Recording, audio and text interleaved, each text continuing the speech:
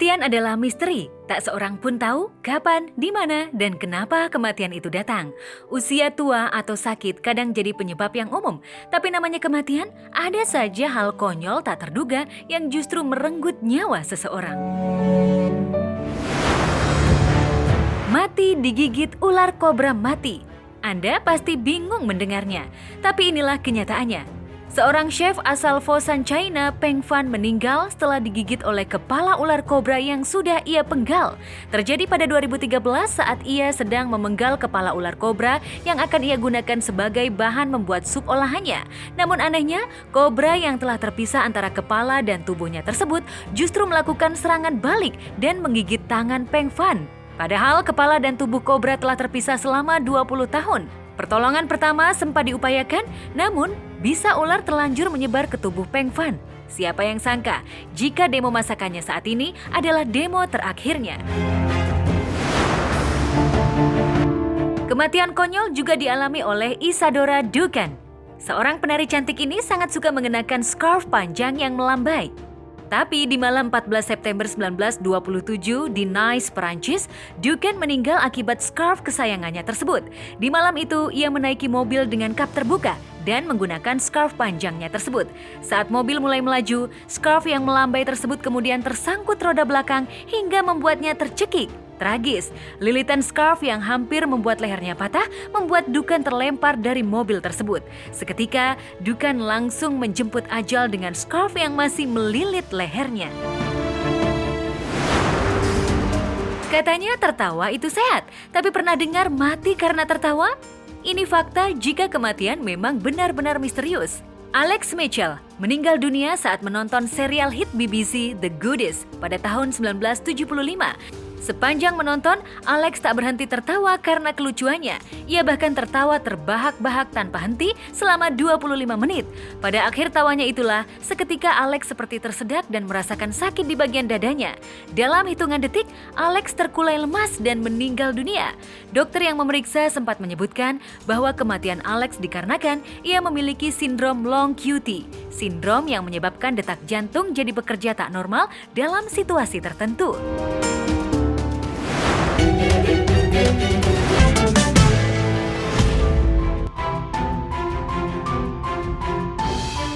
Lidah itu memang tak bertulang.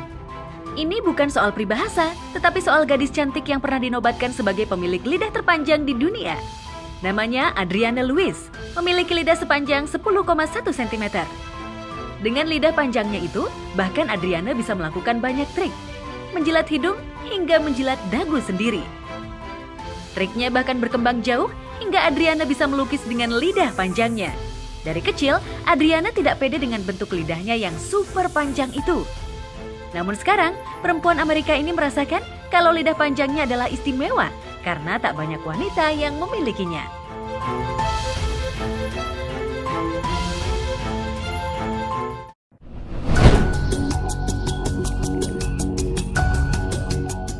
Wanita asal Belanda ini juga punya sisi istimewa yang tak banyak dimiliki wanita lain.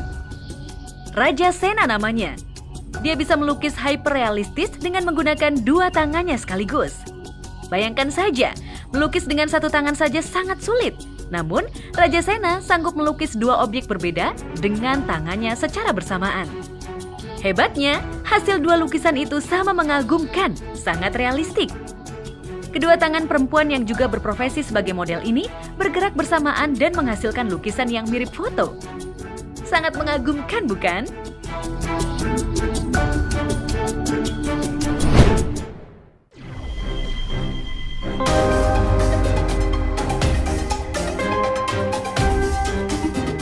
Wanita itu terlihat seksi saat berjalan di atas high heels-nya. Tetapi, wanita bernama Faith Dickey ini tak mau berlenggak-lenggok dengan high heels di atas catwalk. Dia memilih meniti tali yang membentang di atas lembah dengan menggunakan high heels. Faith adalah seorang slackliner profesional, yaitu atlet olahraga keseimbangan tubuh di atas tali. Sungguh wanita dengan kemampuan tak ada duanya. Bagi sebagian wanita, berjalan menggunakan high heel saja sudah butuh latihan tersendiri, apalagi harus berjalan di atas tali kecil dengan high heels. Tantangannya tentu berlipat-lipat tingkat kesulitannya.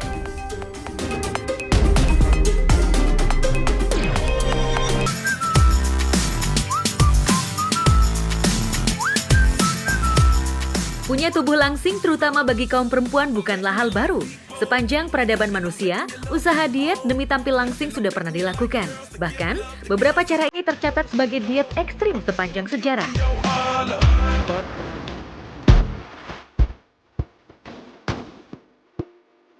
Diet tapeworm pill atau cacing pita yang mulai populer di tahun 1950.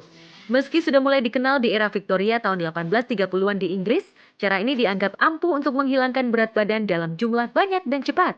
Sejumlah model di Meksiko tercatat pernah menjadikan pil cacing pita ini sebagai kebutuhan utama penampilan mereka.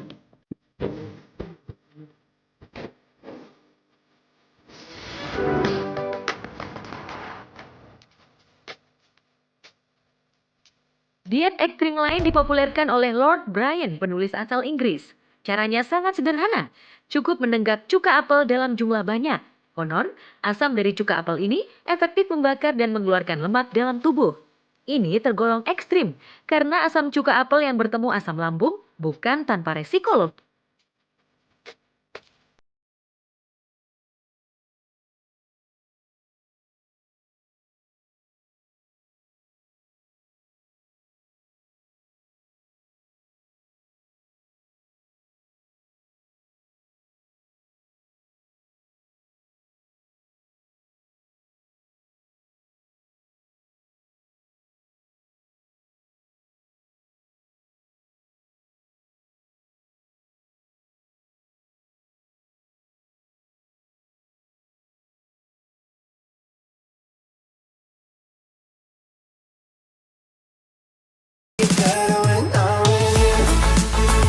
Tak ada diet yang aman selain pola makan sehat dan olahraga. Meski tidak kehilangan berat badan dalam jumlah ekstrim, namun badan tetap sehat, terkontrol, dan tidak berisiko yang membahayakan.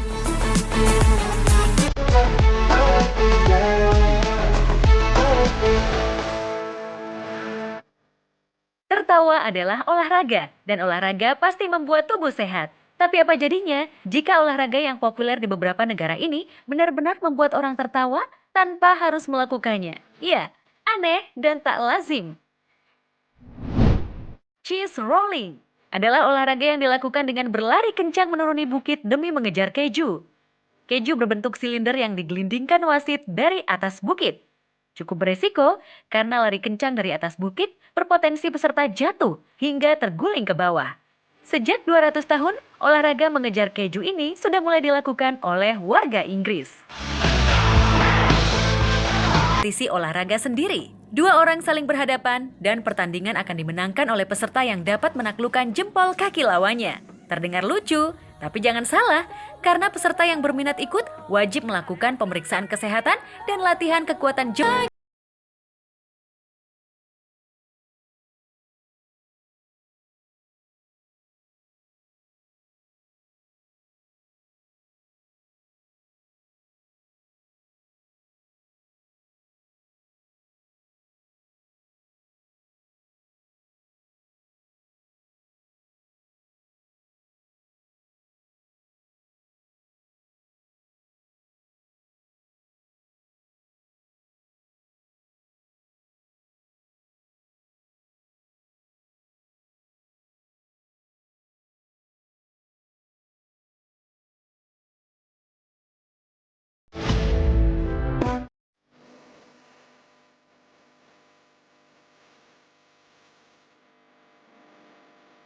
Cobalah melakukan wisata religi jika ingin suasana yang berbeda.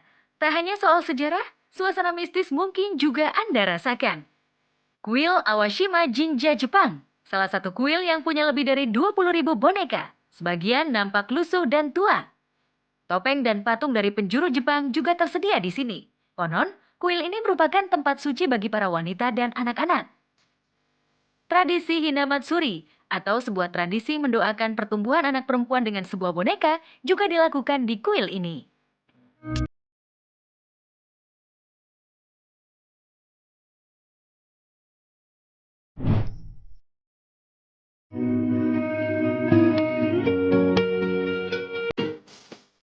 Kuil Dongye China dibangun pada tahun 1319 saat dinasti Yuan. Kuil ini konon disebut sebagai replika neraka. Suasana mencekam muncul dari wujud patung-patung yang memenuhi kuil. Penganut Taoisme yang banyak menggunakan kuil ini punya keyakinan bahwa kehidupan setelah kematian jauh lebih penting. Biasanya, para pengunjung kuil biasa menyumbang uang dalam amplop merah sebagai simbol keberuntungan dan kemakmuran.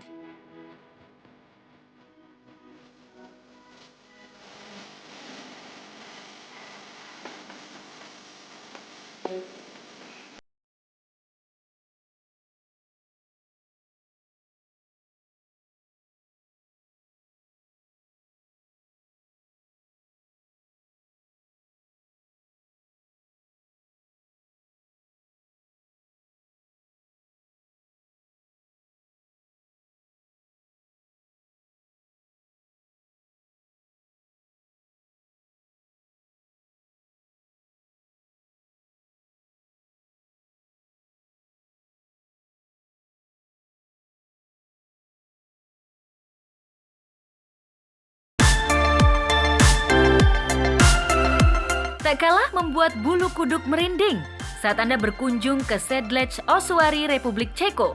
Bangunan ini merupakan kapel Katolik yang dipenuhi oleh tengkorak manusia di setiap sisi. Ribuan tulang manusia adalah ornamen ruangan. Diperkirakan ada 40.000 hingga 70.000 tulang manusia yang membuat bangunan ini terkesan kian mistis. Tapi itulah sensasi berbeda dari wisata religi beberapa negara. Berminat?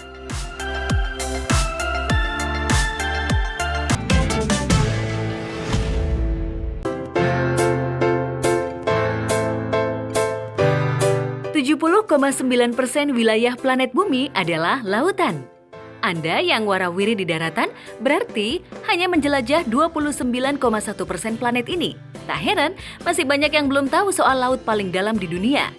Lautan paling dalam sering disebut palung. Ini adalah bagian yang paling dalam dari sebuah laut atau samudra. Namun tahukah Anda, palung terdalam yang dinobatkan paling dalam sedunia, salah satunya ada di Indonesia. Di Amerika Serikat ada Palung Mariana yang terletak di dasar Samudra Pasifik, kedalamannya mencapai 10.924 meter. Sekarang Anda tinggal membayangkan jurang laut yang lebih tinggi dari pegunungan Himalaya yang hanya 8.848 mdpl. Dari situs resmi US Fish and Wildlife Service, Palung Mariana berada di dekat Kepulauan Mariana. Walaupun sudah dekat dengan Jepang, kawasan ini masuk dalam wilayah Amerika Serikat bersama dengan Pulau Guam. Pulau Mariana menjadi semacam taman nasional dengan kunjungan turis paling banyak dari Jepang.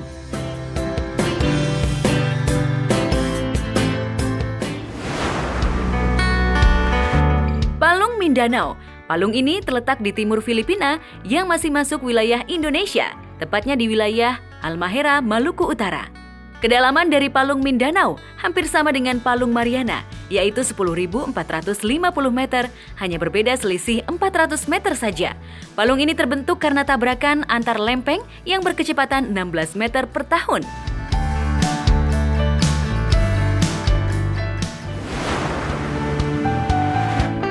Palung Puerto Rico. Sekarang kita bergeser ke Samudra Atlantik, di sana ada Palung Puerto Rico. Puerto Rico memiliki kedalaman 9.219 meter. Palung Puerto Rico menjadi batas laut Karibia dan Samudra Atlantik. Tidak perlu iseng menjajal kedalaman Palung Puerto Rico, nikmati saja pulau, pantai, dan aneka pemandangan indah di permukaan lautnya.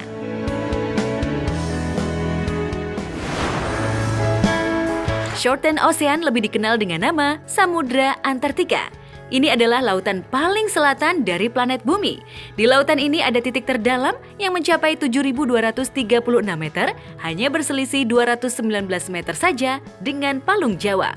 Shorten Ocean ini berdekatan dengan beberapa negara di bumi selatan, macam Australia, Selandia Baru, Chili, dan Argentina. Lautan di sini tentu saja dingin, dengan suhu rata-rata -2 sampai 10 derajat Celcius saja.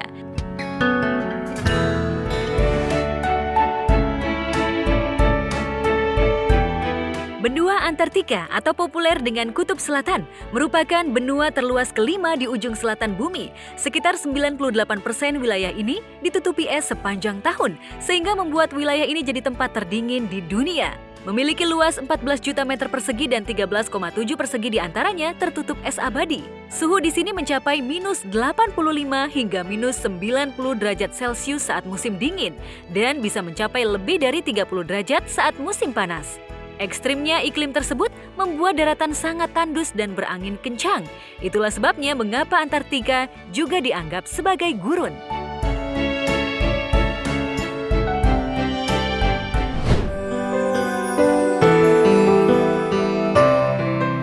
Seorang geolog pada tahun 1911 menemukan sebuah glacier di lembah McMurdo, wilayah Kutub Selatan yang mengalir air berwarna merah darah. Semua aliran air itu diduga berasal dari ganggang merah. Namun pada penelitian selanjutnya ditemukan fakta baru pada air terjun berdarah tersebut. Warna merah darah ternyata berasal dari kumpulan mikroba kuno yang terisolasi di bawah lapisan es dalam kurun waktu 2 juta tahun. Hidup tanpa cahaya, panas, dan oksigen yang membuatnya kaya akan zat besi dan menghasilkan warna merah.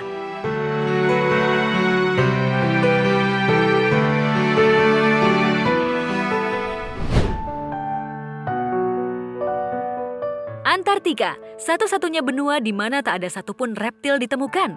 Hal ini mengacu pada suhu dingin ekstrim yang membuat reptil tak bisa bertahan. Hanya penguin yang bertahan hidup dan jadi penguasa Kutub Selatan ini. Burung bersayap ini memang tidak bisa terbang. Namun, penguin yang hidup bergerombolan memiliki keahlian menyelam menggunakan sayapnya tersebut.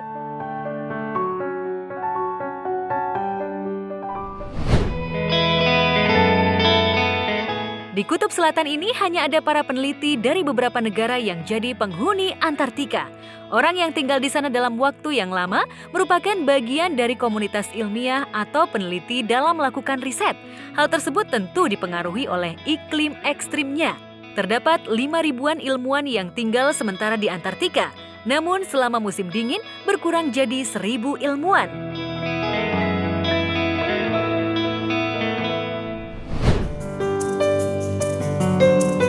Setiap wilayah di belahan bumi pasti memiliki zona waktu. Namun tahukah Anda jika di Antartika adalah satu-satunya benua tanpa zona waktu? Para ilmuwan yang tertinggal di Antartika biasanya menggunakan zona waktu negara asalnya. Jangan heran jika ilmuwan selalu mengatakan waktu yang berbeda-beda.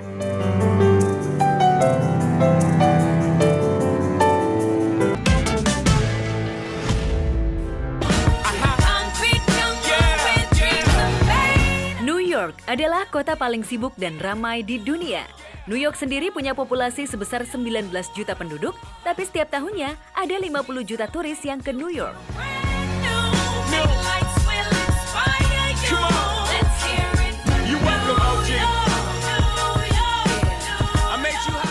Ditambah lagi, New York dikenal sebagai kota yang tidak pernah tidur dengan beragam hiburan. Tidak ada kota di dunia yang memiliki begitu banyak budaya yang berbeda yang dibawa oleh orang-orang yang datang ke New York. Patung Liberty, Times Square, Gedung Empire State, markas besar PBB, Broadway adalah beberapa hal yang populer di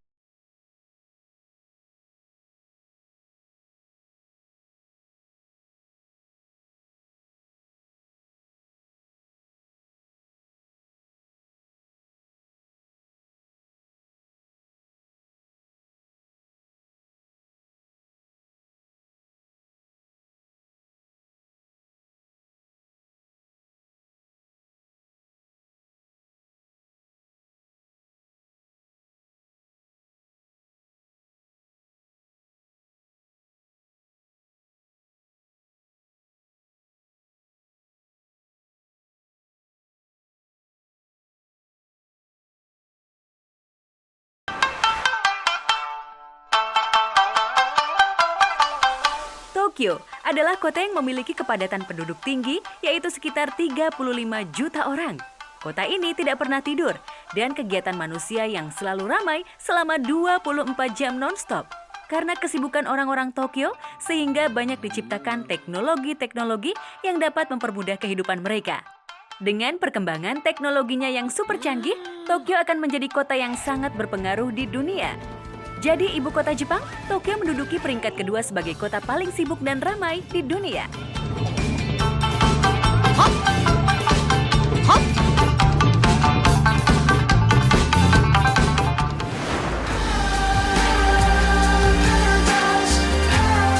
Penduduk kota London berjumlah 13 juta jiwa. Kota metropolis ini memiliki satu bandara dengan jadwal penerbangan sebanyak 1.400 setiap harinya dan 63 juta penumpang setiap tahun.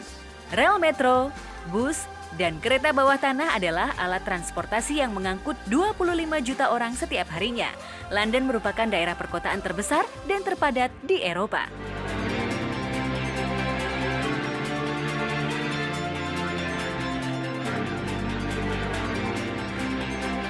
Kebudayaannya sendiri sangat berpengaruh pada bidang fashion, hiburan, perdagangan, pendidikan, dan media.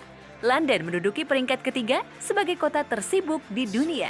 Karena ramai dan jadi tempat tinggal keluarga kerajaan Inggris, London punya banyak sekali CCTV di sudut kotanya untuk menghindari serangan teroris.